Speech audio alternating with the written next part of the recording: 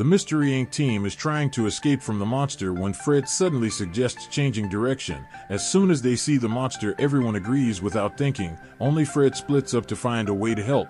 The others are soon cornered into a dead end, but the monster doesn't expect that Fred will return with a trap already set. Everything is ready and just waits for the moment the werewolf steps into it. Next, Mystery Inc. unmasks the monster and they immediately discover that it was Mr. Wither's son. After that, Mystery Inc. continues their work. Whether it's a vampire, an Egyptian mummy, a sea monster, a Yeti Frankenstein, or any other creature, they all get caught by the gang. When the masks come off, it always turns out to be someone from the Wither family. The gang is celebrating their latest victory when suddenly, the mystery machine rolls away from Fred, who suddenly wakes up from his nightmare in the malt shop. It turns out he sold the mystery machine and now he's haunted by its return in his dreams.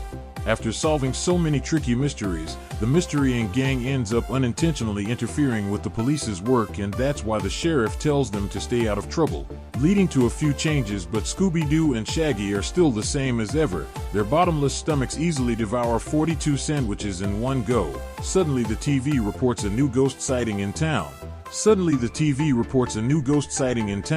Customers at the malt shop take turns sharing strange and spooky things that have been happening. Fred, Velma, and Daphne can't sit still after hearing that, but Scooby-Doo and Shaggy remind them of the sheriff's warning. Shaggy is fed up with always being the bait, after being scolded by Scooby-Doo and Shaggy. Fred, Velma, and Daphne can only keep quiet. This time the two also make the other three promise not to chase after any more mysteries. Once the promise is read aloud, Scooby-Doo and Shaggy are finally cheerful again. They all sit down to watch a TV show hosted by Elvira. Scooby and Shaggy love it for its ridiculously cheesy monsters. Elvira announces Shaggy as the winner of a tropical vacation, much to Shaggy and Scooby's delight and Fred, Daphne, and Velma's confusion. He's allowed to bring 3 friends and a pet, just enough for the whole Mystery Inc. crew. Scooby and Shaggy get so excited they immediately change clothes. Soon the gang finds themselves aboard a cruise ship. While Scooby and Shaggy are having the time of their lives, the others feel restless without a mystery to solve. They approach the captain to ask about their destination, but instead of giving a straight answer, he tells them that tomorrow will be his last trip to the island because it's full of zombies. Velma and Daphne suspect there's a mystery behind his words, but Fred just thinks the captain is talking about Scooby-Doo and Shaggy. After arriving on the island, the captain once again reminds them that tomorrow will be his final trip back here. At first, the Mystery Inc. gang thinks the place just looks like a normal tropical island, so there's nothing to worry about, but the 2 people welcoming them keep warning them to leave immediately. Ignoring the warnings, the gang continues their vacation. Scooby-Doo and Shaggy even think the 2 are just telling them to go outside and relax. When it's Velma's turn to talk to them, the 2 finally reveal the truth. The island has been overrun by zombies. Although Velma's mystery instincts are triggered, she remembers their promise and pretends not to hear anything. Later, the group is taken to their resort unaware that they're being watched by an unknown clawed figure. That creature quickly slashes a coconut tree to block the path of the mystery machine. Everyone gets out to check what's going on, and Velma notices claw marks at the base of the tree. Daphne is about to jump into detective mode when Scooby-Doo and Shaggy warn her not to. Even though mysterious things are happening right in front of their eyes, the other 3 are determined to keep their promise. Suddenly, the driver finds a deep scratch on one of the tires. With no other choice, Mystery Inc. has to walk the rest of the way to the hotel. Before long, they see the Moonstar Island Resort. Daphne and Velma quickly recall a trip they took years ago.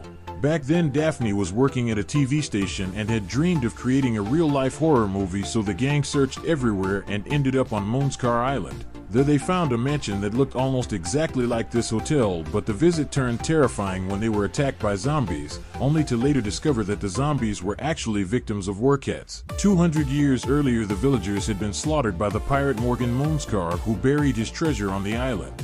But little did he know the werewolves had come to seek revenge. Later on, Mystery Inc. was also attacked by the werewolves, but when the full moon ended, the werewolves turned to dust and vanished. After hearing the story, Shaggy immediately insists that this is Moonstar, not Moonscar. Then, without a second thought, he leads the group into the hotel, not knowing they are being watched from afar. Inside, they meet the hotel manager, Alan, who promptly guides them to the front desk to check in. However, a deep scratch on the guest book catches the attention of the other 3 Mystery Inc. members. Alan quickly shuts the book and nervously explains that his dog probably chewed it up. He then gives them a tour of the hotel. The place is under 24/7 camera surveillance and the staff here are extremely top-notch. The man wearing glasses suddenly shows off his poetic skills, instantly earning Daphne's admiration. Meanwhile, Scooby-Doo and Shaggy are led to the kitchen by a woman in a blue dress. She tells them that all the food here is completely free, which makes the two instantly thrilled. Without wasting time, they challenge their bottomless stomachs to see how much they can eat. In no time, the pile of food is gone and both their stomachs are full. Their stuffed and satisfied expressions even make the woman a little wary. Meanwhile, Fred, Velma, and Daphne are asking Alan if there's anything strange about the island. As soon as the 4 staff members hear the question, they become visibly panicked. Fred, Velma, and Daphne sense something's off, but because of their promise, they don't ask further. At the same time, Scooby-Doo and Shaggy have finished eating and head off for a massage. The two lie back comfortably on the chairs, unaware that they're in danger. They even compliment the staff's incredible skills, which makes them feel more relaxed than ever. Shaggy is about to grab the staff's hand to thank them, but he doesn't expect to grab a severed arm as well. That's when they finally realize the ones massaging them are actually zombies, so they panic and run away.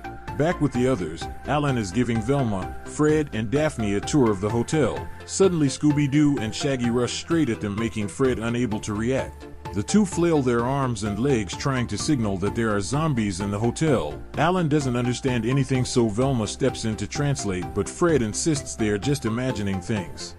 Velma and Daphne are surprised by Fred's words, but quickly agree. Maybe the zombies they saw were just other guests wearing mud masks. Still feeling unsafe, so Scooby-Doo and Shaggy rush off to find a place to hide. Shaggy accidentally presses a button and falls into an underground cavern.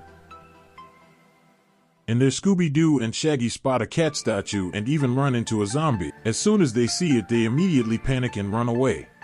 At the same time, it is already dark and the others are splitting up to look for the two. Velma and Daphne yell at each other because they can't stand staying calm in front of the mysteries, but because they don't want to let Scooby-Doo and Shaggy down, they decide to ignore the tension and move on. Fred is searching when he happens to see the familiar mystery machine. He imagines the prospect of going out with it. The two would enjoy the smell of the sea breeze together until Fred is immediately brought back to reality. Suddenly, Scooby-Doo and Shaggy run straight into the hotel in extreme terror.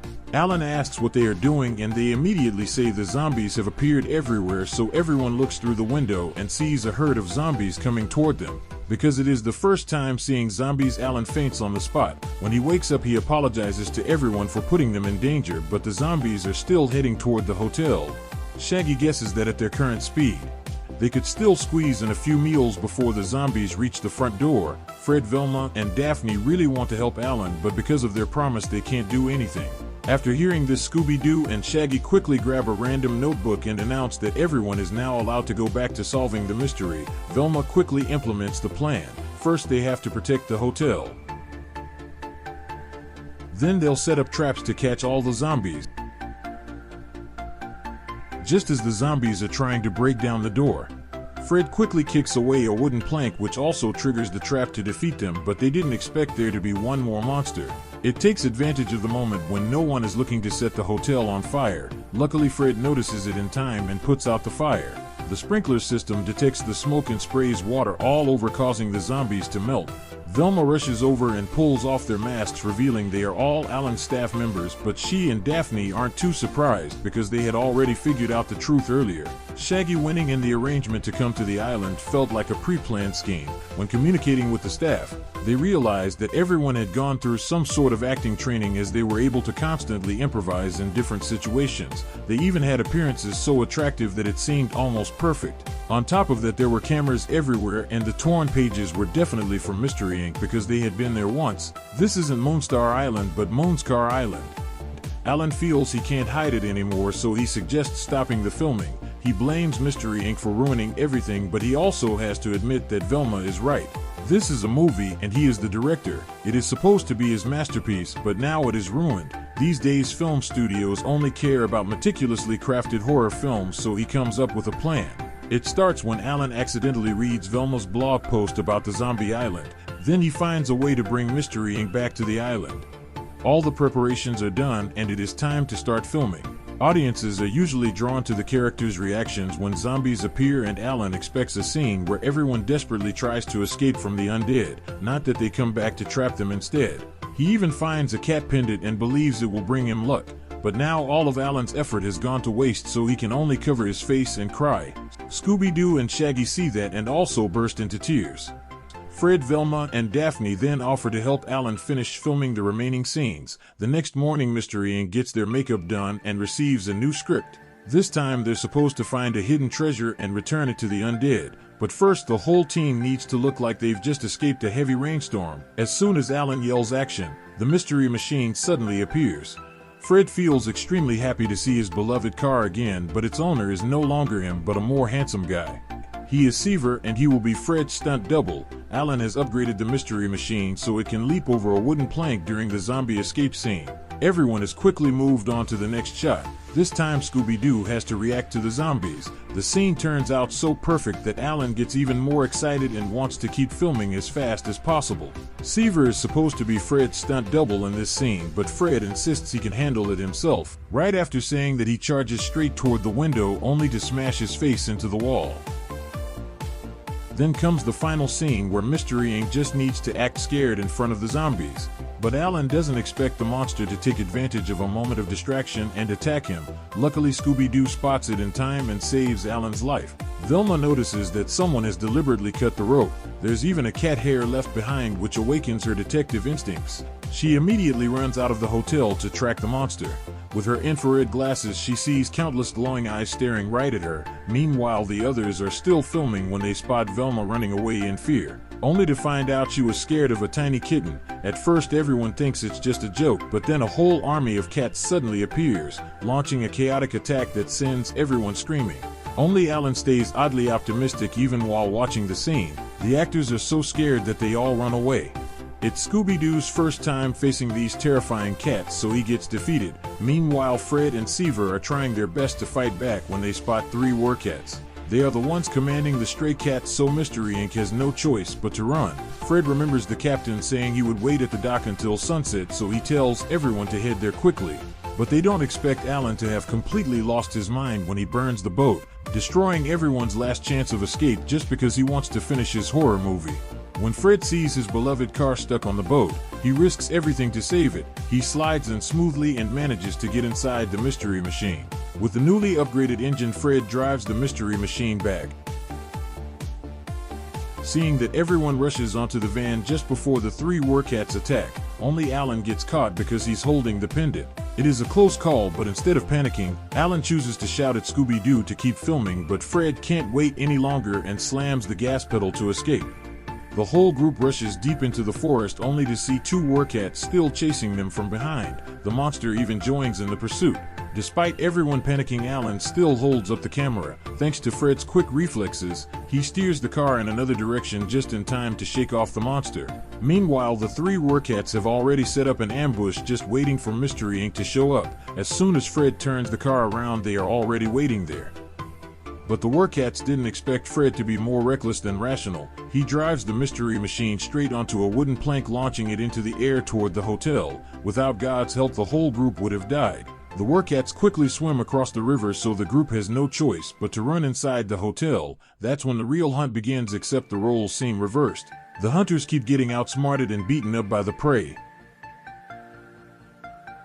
No matter how hard the werewolves chase, Mystery Inc. always finds a way to escape.